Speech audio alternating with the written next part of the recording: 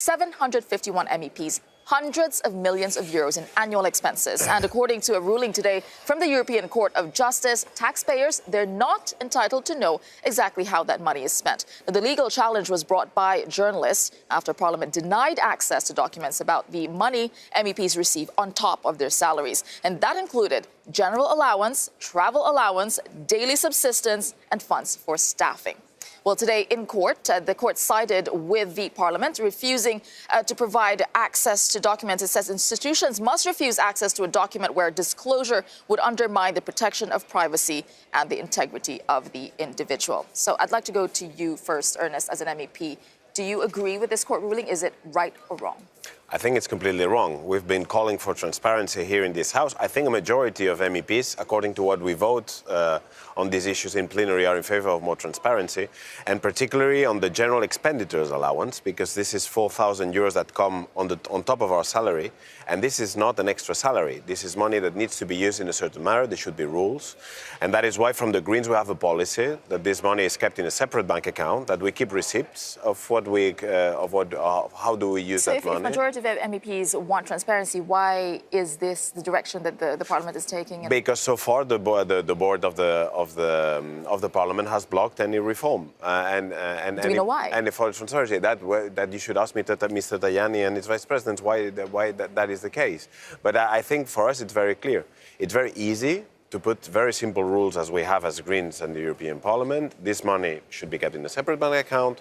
We need to keep receipts of everything that we spend, and there should be checks on these receipts. And of course, we're not asking the House to check on every single receipt, but you can do some controls on a certain percentage of the receipts randomly among different MEPs. This could be done very easily. I think it's a matter of transparency and of democracy. It's taxpayers' money. People have the right to know how it is spent. But also, with that transparency, we would avoid probably certain misuse of funds if they happen. When everybody is on the public scrutiny, then you would think twice before misusing your money. So that's why I think it should be absolutely obligatory for all MEPs that all this information is public, as we are calling for. And you were saying that majority of MEPs we voted for that. But actually, not all MEPs support. Not all of them support this, because to whom? So this is a question of privacy, and it was raised by the European Court of Justice as well. But is it? I mean, is there a point to be made here about privacy? No, well, they don't even want to disclose their own names when doing that statement. So I think this is rather unbelievable. Well, if they want to defend that this should be kept secret, I mean, they should argue with that openly, saying who they are. I mean, for me, it's not a matter of privacy, because we're talking about taxpayers' money. For me, it's very clear. And I think one of the other arguments is that putting so much attention into declaring all these expenses would take away from the time that MEPs would have to do their jobs. But again, they had time to fight this court case. I mean, sorry, I kept all my receipts and I have my numbers in my website. Sure. It's not a lot of work, and we have assistants here to help us with that.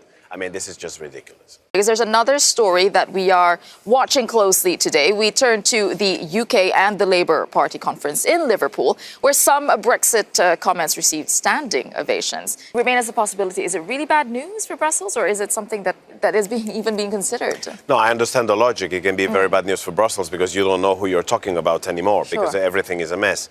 The prospect of having Remain in the future could be good news, but how realistic is this? That we don't know.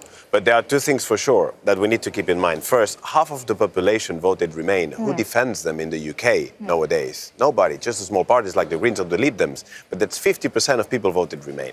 And then the second issue is, of course, a lot of people who voted for Brexit, they did not know the conditions.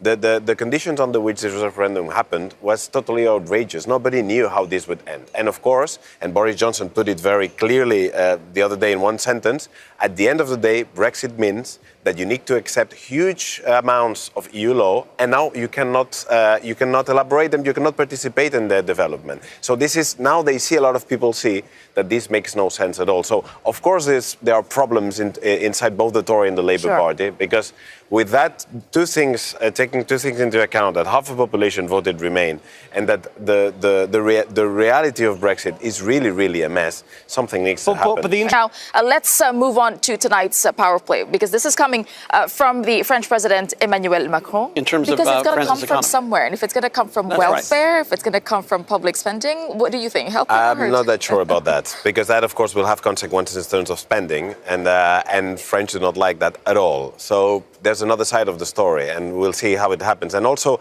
I'm afraid with the Macron presidency, there's another issue in the medium and long term, which is that his EU agenda is completely failing. Where's the Eurozone reform that was supposed to be developed and agreed with Angela Merkel? It leads nowhere. And the non-reform of the Eurozone will have more effects on the French economy in the medium and long term than this. Is it a desperate move, do you think? Probably yes, because his rates of popularity are falling very rapidly. Do you think We'll he's see. more popular outside of France than he is back at home? Depends for whom. Of course, for the pro-Europeans at a certain moment, they were very enthusiastic with him. But my question comes again, is his European agenda moving somewhere? I don't think so. And that is another big failure for Macron. His biggest failure, I would say, so far.